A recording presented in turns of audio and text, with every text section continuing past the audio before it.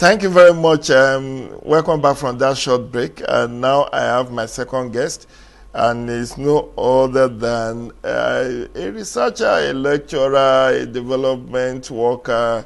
It's several things into one. He's a public affairs analyst. He's a doctor, but he's Mr. Humility himself, Dr. Alhaji Abdurrahman Abuanisu. You are welcome to this show. Thank you very much. Thanks for honoring my invitation, even at a very short notice. I know you have to practically travel down to this place, but it's all in national interest. We are trying to get solution to our national challenge. Now, the Director General of World Trade Organization, our own Dr. Ngozi Okonjo Iweala'S, came to Nigeria on a state visit, 5-day official visit, ending today. She came in on the 13th of March. That was last Saturday, and she has said a lot. She's meeting with a lot of private and public figures. She has met with the president. She's also had a tete-a-tete with about 3 to 4 ministers, including the central bank governor yesterday and all of that. Now, let's speak broadly. What do you make of her candidacy and the fact that, Nigeria has nicked another worthy ambassador, if I can call it that. We have Amina Mohammed, the Deputy Secretary General of the United Nations. We have Dr. Akinwumi Adesina as President of African Development Bank Group.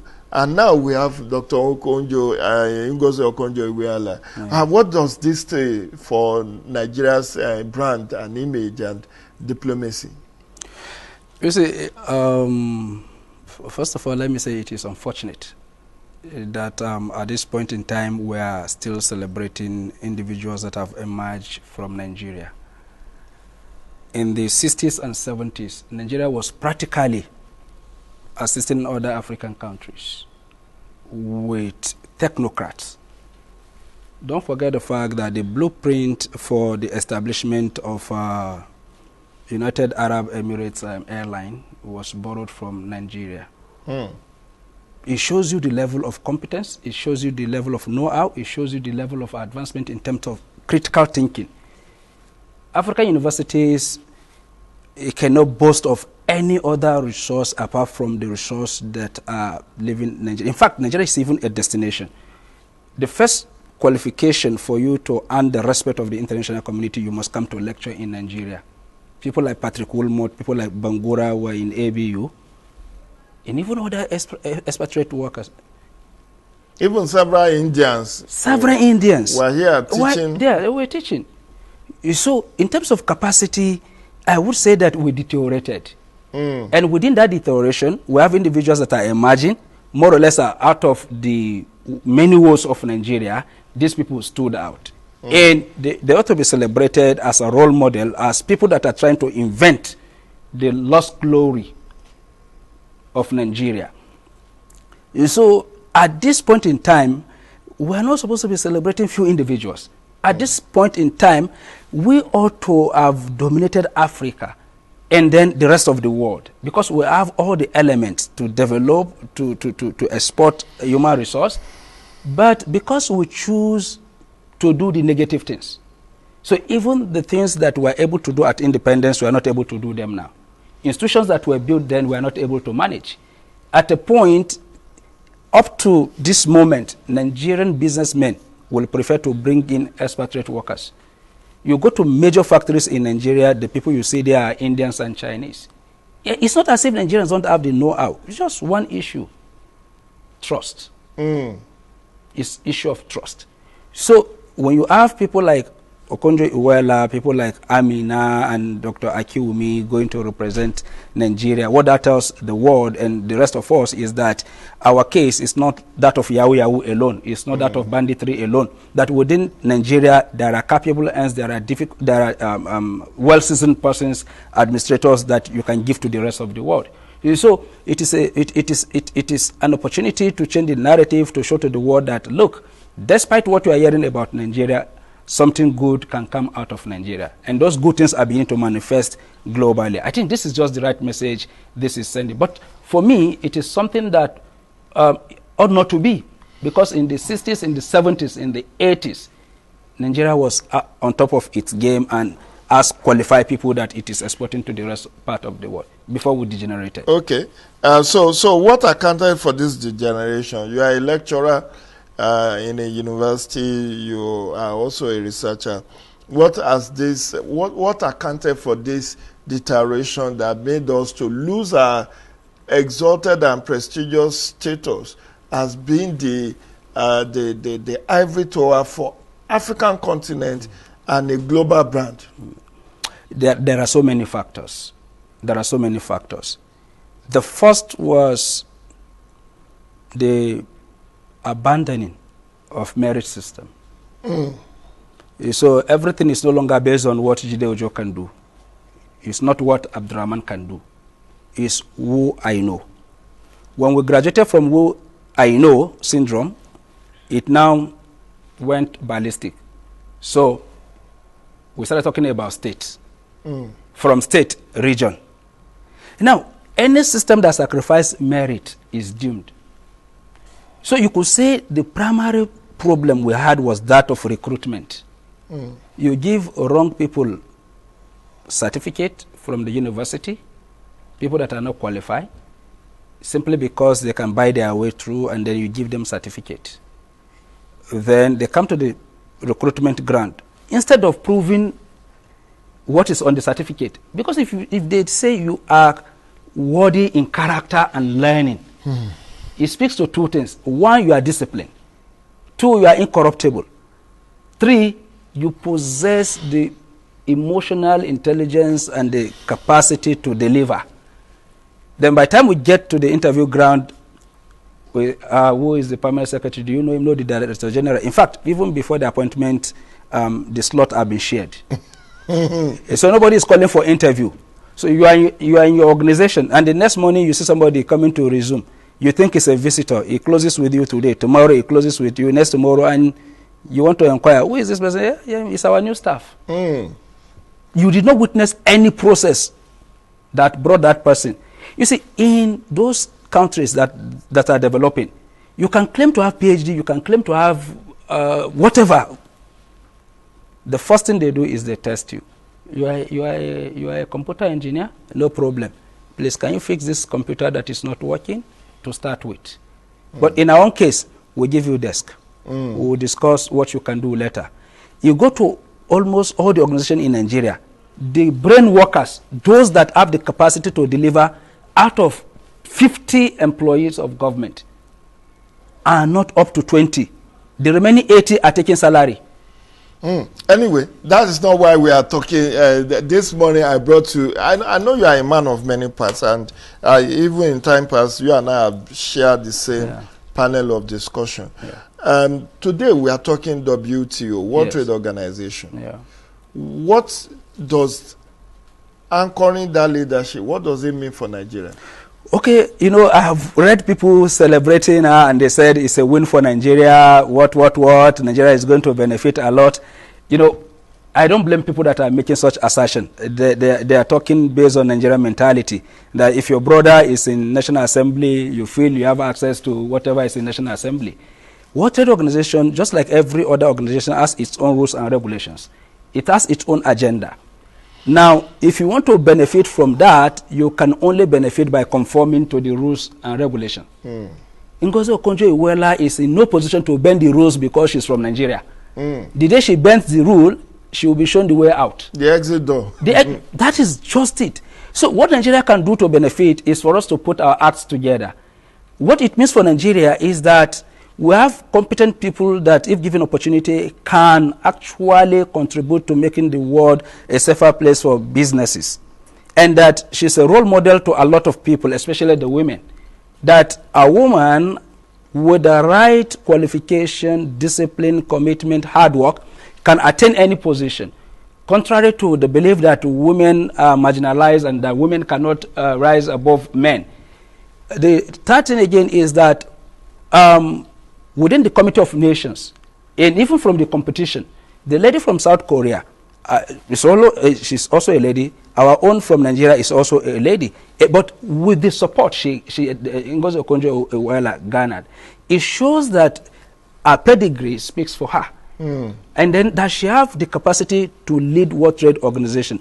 So it's a message to us back home that serving the public does not start and end in our villages or in our state capital or in Abuja.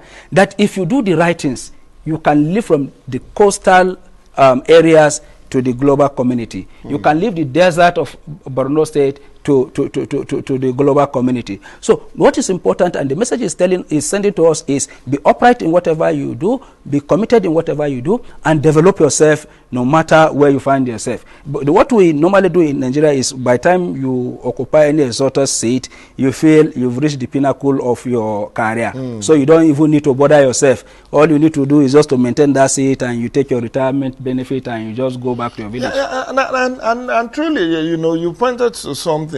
If you look at the trajectory of Okonjo Iweala as a person, she's dominated the public space,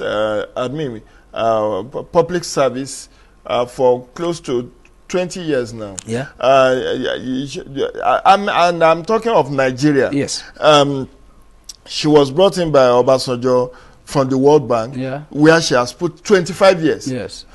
So she's worked 25 years at that level, rose through the ranks to become the MD operations, managing director operations for World Bank. Yeah. That is like one step to becoming the president of the World Bank. Yeah. And she actually made a bid to be the president, I think in 2012. Unfortunately, she didn't win. Yeah. Now, she has twice served as Minister of Finance and Coordinating Minister for Economy. Yes. She also had a stint as Minister of Foreign Affairs. Yeah. Now she has been on board of several organizations, world bodies, Gavi, and all of that. Yeah.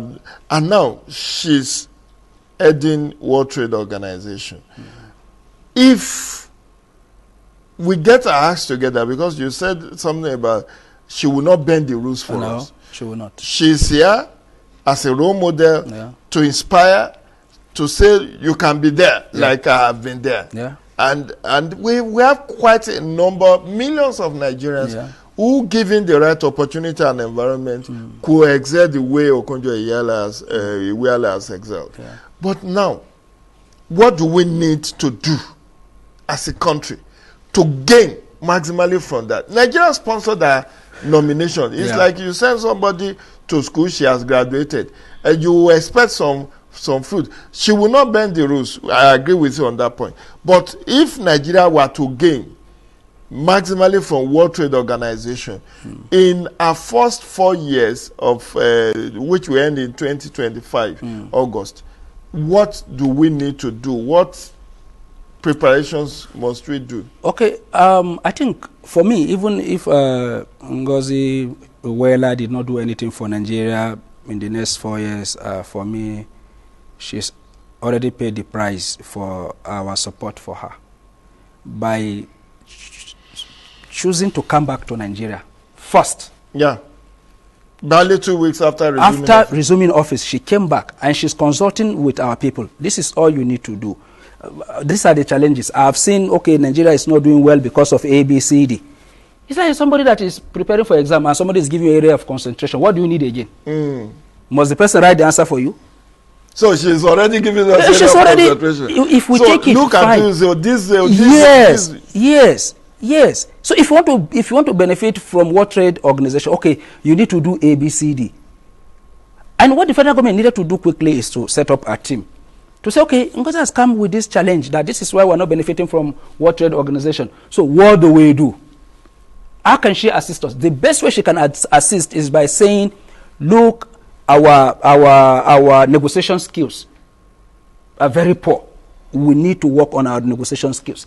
Because country A, B, C, D that are good in terms of negotiating trade are doing far better compared to Nigeria. But Nigeria would have done more better if Nigeria can do A, B, C, D, or our packaging is bad, or our branding is bad. Now, by the time she tells us this, these are internal things. You don't expect her to leave her job to come and do that for us. For instance, we use some chemicals to preserve, grains. And those chemicals are banned in EU countries. And she now come back and draw our attention to those. And then don't use formalin. Thank you very much. Don't use gamalin. Don't use gamalin. And they said, don't mind her. It's too much grammar. That is what we know how to do. So we'll continue to do it. So what is Ngozi's problem? So if you like, later on you could say, we assisted her to get there, she has abandoned us. No, she didn't abandon you. You abandoned yourself, because what you need to do, she has told you, and she's not operating within Nigerian context that you can bend the rules. You can't bend the rules there. If you bend the rules, before you know it, okay, I was reading, I hope it's a fake news, but I read yesterday that EU has already reported Nigeria. Yeah. I read it to what trade? To WTO. To WTO. Over our ban of milk. Thank you very much. So that in itself is a trial for her. The world want to see, whether she will be fair in a competitive environment, in a polity where it was a coalition that took her to where she is. 164 countries. And then you want her to sacrifice those 164 just for Nigeria, simply because Nigeria is our country? But then let's come back to you said something about she has given us area of concentration. I actually wrote my column in the Punch today on her and what a director generalship can do for Nigeria. Yes. And I raised a number of issues about our ease of doing business. Yes. When you want to trade, Malam, you want to trade with somebody in Italy. Yes. But the price and the quality you are offering him is less than what the Chinese are offering him. Yes. Will you not prefer to go and buy from the Chinese? Of course, it's a natural law. Because now we have problem of ease of doing business. From clearing goods at the port to issue of access to land, to issue of getting credit facility, to the issue of insecurity. Yeah. If we don't resolve all of this, how can our products and services be competitive? Well, let me even add to what you've said. We operate in Nigeria as if the whole world is waiting for us. You see, if you've read Ibn Maktoum, the leader of United Arab Emirates that has transformed it to what it is today, he said the world is a race. Just like every other race that is run by the horses. So one must emerge.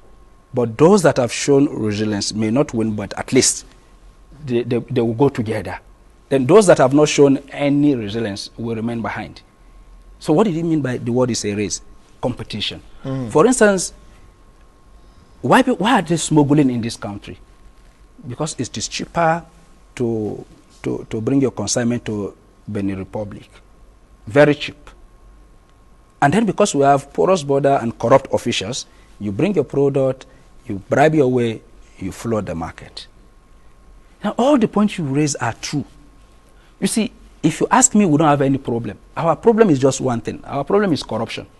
Yeah, I mean, the issue of corruption... I'm linking it to ease of doing business. Ease of doing business, yeah. Somebody work on your paper. In Mombasa, Kenya, it will take just 2 hours because of efficiency. You go to Francophone countries, for instance, Niger, it doesn't take more than 1 hour to process your papers. In Nigeria, the first thing they will say, they didn't even see it to start with. Then before they locate it, 1 week is gone. And then somebody will now tell you that the person that can assist you to talk to the desk officer to sign your paper is in Maiduguri and you are in Lagos. Now, your paper is in Lagos, but your approval is coming from Maiduguri. Then it means you have to make connection to the person. So you have to pay facilitation fee. Thank you very much. So during the negotiation days, maybe a day or two is gone. So on and so forth. God forbid if you bring perishables, that before you even, it has entered demurrage and then you have to pay so much. The ease of doing business you're talking about is all encompassing. You need to move your goods after spending 1 week to clear it. you need to move it to the market from Lagos to Kano. They spend like 2 days just to apply.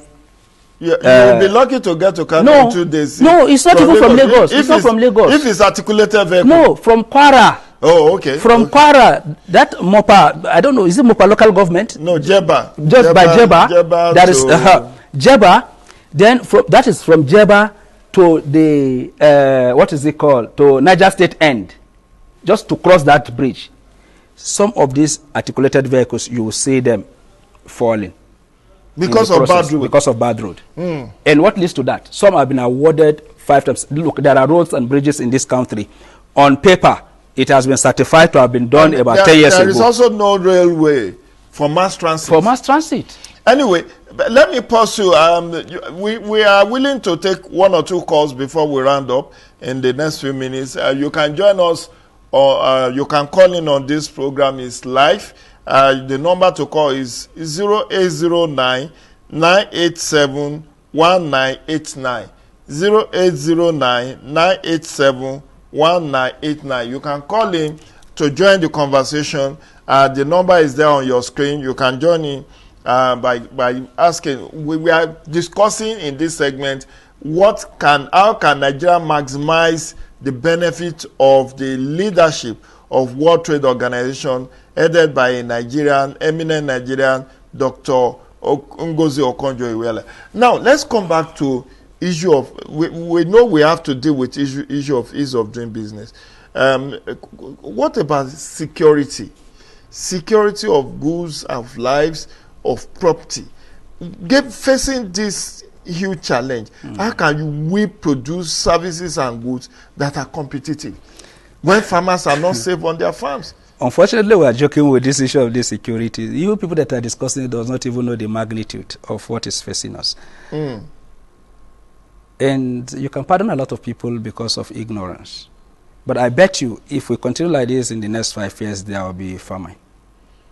There will be. Will it get to 5 years for there to be? No, I'm just being generous with time. Yes, I don't want to sound too alarming. But if you look at the corridors within which this insecurity is happening, these are areas that supply us with our food need. Food security. Yeah, if you go to Lake Chad Basin, the most fertile area is where Boko Haram is holding on to. So producers of food that are producing for the market are now dependent on aid workers to give them handout.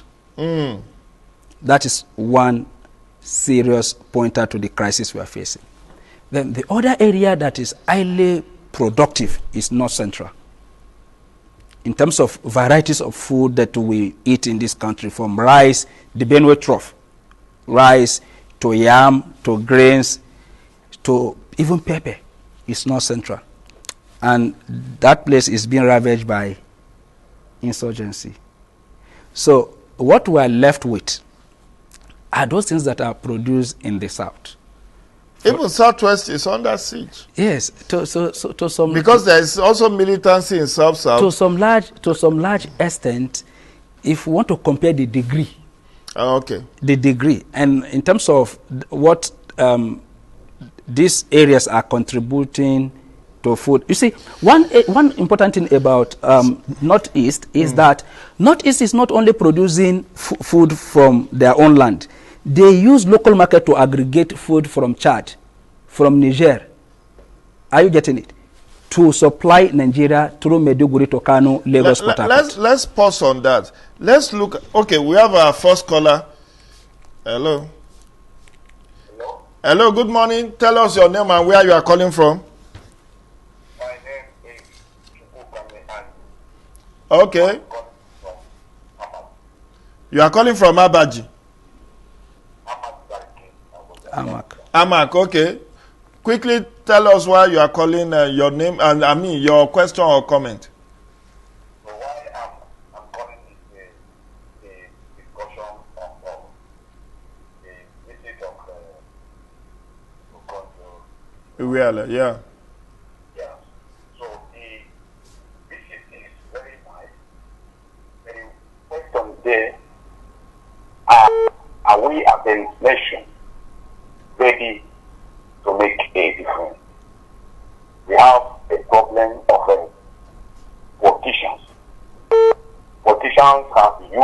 every place to bring down every good that attempt to come to this country. Work in every good thing in Nigeria. They are not working here as people of Nigeria. They are working here in a sense that they don't care for this country. Okay. So based on that, that's the problem we have. Any point we have that we take Nigeria far, they use it within themselves, rubbish it to make wealth of themselves. That's the problem. Thank you very much. Thank you very much. That's the much we can take from you. Thank you. Now, last question before we wrap up. Okonjo Iweala'S has talked about value addition. Yes. In the year of our Lord, 2021, we are still exporting crude. We cannot refine our petroleum products. We are exporting raw agricultural produce. Yeah. We are exporting raw solid minerals, gold, diamond, and all of that. Yeah. What do we need to do? How can we add value and then tie this to e-commerce that is the in thing now, digital economy? Your thoughts on that very quickly as we wrap up. Look, if we want to get Nigeria going again, we need to fight corruption in all ramifications. We have young Nigerians out there that have gone abroad to study. There is this young man that is developing agricultural equipment, affordable resources, the local material. The government is not patronizing such a person. We prefer to import from China because of 10%. So how do you encourage people to invest their money in our economy in terms of value addition? When you spend money to invest and nobody is patronizing you for you to. But what the Chinese did was to set up a partnership between the public and private. So if you come with idea. Very quickly, let me take this last call. You are our last caller for today. Very quickly, what's your name and where are you calling from? And I want to contribute towards your discussion. I very much appreciate what the gentleman there said. We didn't get your name, and where you are calling from. Are you with me? Your name and where you are calling from. My name is Tony. I'm calling from Abuja. Okay, Tony from Abuja. Okay. So your contribution quickly. The truth is that Okonjo Iweala cannot bend the rules for our sake, Nigerians. My guest have said so. What do we need to do to take advantage of that leadership? Nigeria is not a great country. We are not producing anything. And for us to take advantage of what's happening in the World Trade Organization, we need to deliberately have an import substitution strategy. Import substitution strategy. Some of those things that we are here to import, we should be able to look inwards and start cottage industries that will enable us to use these things to be able to take a position in the world trade sector. Thank you. Right now, what exactly are we trading apart from crude and some of these mineral resources? Thank you very much, Tony. This must be not that Okonjo Iweala is going to spend. Let us face the reality. We are not ready to take advantage of that position. Okay. Thank you very much, Tony. I appreciate your call. That's the size of our program today. Unfortunately, our time is up. Yeah. But, I mean, enough said. You've said, I mean, Tony just talked about import substitution strategy. Yeah. We have talked about value addition, the need to fight corruption, and the fact that Okonjo Iweala'S leadership will not bend rules for Nigeria to take advantage. So ease of doing business has also received very generous attention from us. Let's hope that government of the day will do something about all of this. Thank you very much. That's the size of our package today. I want to thank you, Dr. Abdurrahman Abu Anisu, for joining us on this program. We look forward to seeing you some other time. It's my pleasure. And to our esteemed viewers, let's make it a date on Wednesday, next Wednesday, as we have another edition of Development Focus with Jidojo. Have a good day and please do stay safe.